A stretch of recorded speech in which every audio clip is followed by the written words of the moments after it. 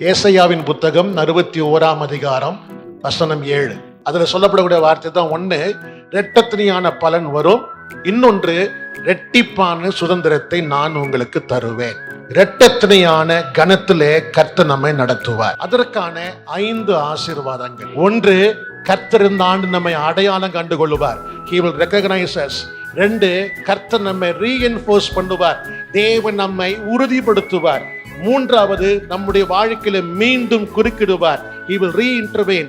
4வது, தேவன் தம்முடைய படையில நம்மை வீரர்களாய கர்த்தர் நம்மை மாற்றுவார். He will reserve us. 5வது ஆசீர்வாதம், கர்த்தர் நம்மை மறக்க மாட்டார், ஞாபகம் வைத்துக் கொள்வார். The Lord will remember us.